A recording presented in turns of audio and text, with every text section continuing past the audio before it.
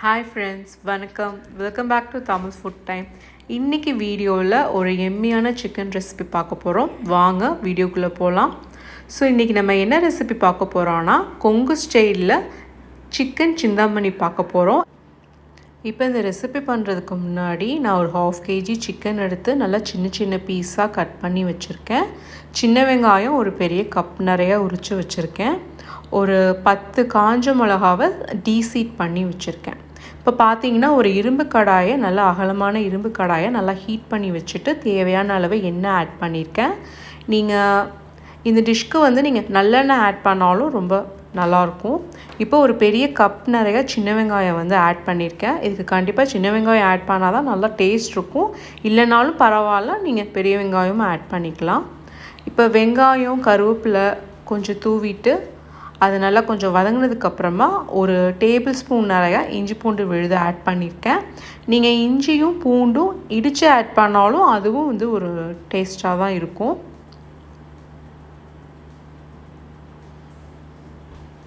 இப்போ இஞ்சி பூண்டெல்லாம் நல்லா வதங்கினதுக்கப்புறம் பார்த்தீங்கன்னா காஞ்ச மிளகா ஆட் பண்ண போகிறேன். நான் ஒரு 8 காஞ்ச மிளகா இந்த மாதிரி விதையெல்லாம் எடுத்துகிட்டு ஆட் பண்ணியிருக்கேன். விதையை எடுத்துகிட்டு தான் ஆட் பண்ணணும், இல்லைன்னா ரொம்ப காரமாக இருக்கும். நம்ம சாப்பிட்றப்பயே இந்த சிக்கனோட இந்த காஞ்ச மிளகாயும் சேர்த்து தான் சாப்பிடுவோம். ஸோ விதையை எடுத்துகிட்டு ஆட் பண்ணுங்கள். உங்களுக்கு காரம் இன்னும் வேணும்னாலும் நீங்கள் 10லேருந்து 15 கார மிளகா கூட ஆட் பண்ணிக்கலாம். அது நம்மளோட டேஸ்ட் பட்க்கு ஏற்ற மாதிரி நீங்கள் ஆட் பண்ணிக்கோங்க. அப்புறம் பார்த்தீங்கன்னா சிக்கனை நல்லா க்ளீன் பண்ணி இந்த டிஷ்க்கு சிக்கன் கொஞ்சம் சின்ன சின்ன பீஸாக தான் கட் பண்ணி ஆட் பண்ண போகிறோம்.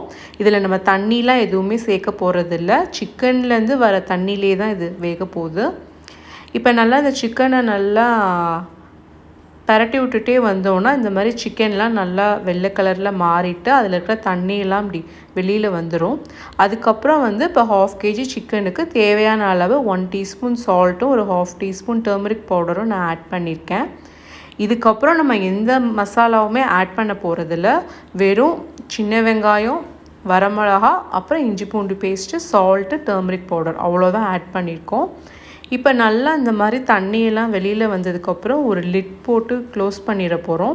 இதை நல்லா ஒரு மீடியம் ஹீட்டில் 20 மினிட்ஸ் நம்ம வச்சு வேக விட போகிறோம். இடையில பார்த்திங்கன்னா ஒரு 2 தடவை நல்லா அடிப்பிடிக்காமல் பார்த்துக்கிறதுக்காக நல்லா இப்படி கிளறி விட்டுக்கோங்க. இப்போ இந்த சிக்கனை பார்த்திங்கன்னா நீங்கள் நாட்டுக்கோழிலையும் செய்யலாம். ஆக்சுவலாக கொங்கு ஸ்டைலில் ஆத்தென்டிக்காக நாட்டுக்கோழியில் தான் செய்வாங்க. நிறையா நல்லெண்ணெய் விட்டு நீங்கள் செஞ்சுக்கலாம். இப்போ பார்த்தீங்கன்னா நல்லா 20 மினிட்ஸ் நான் மீடியம் ஹீட்டில் வச்சுட்டேன். உங்களுக்கு அப்படி அடிப்பிடிக்கிற மாதிரி இருந்ததுன்னா நீங்கள் சிம்மில் கூட வச்சுக்கலாம். ஆனால் எனக்கு மீடியம் ஹீட்லேயே நல்லா 20 மினிட்ஸில் குக் ஆயிடுச்சு. இப்போ இதை பார்த்தீங்கன்னா நீங்கள் நல்லா சிக்கன் குழம்பு, ரசம், தயிர் சாதம், இல்லை இதிலே கூட நீங்கள் சாதம் போட்டு பரட்டி சாப்பிட்டுக்கலாம். ரொம்ப டேஸ்ட்டாக இருக்கும். உங்களுக்கு இந்த வீடியோ பிடிச்சிருந்ததுன்னா லைக் பண்ணுங்கள், ஷேர் பண்ணுங்கள். நீங்கள் நம்ம வீடியோ ஃபஸ்ட் டைம் பார்க்குறீங்கன்னா சப்ஸ்கிரைப் பண்ணுங்கள். தேங்க்யூ.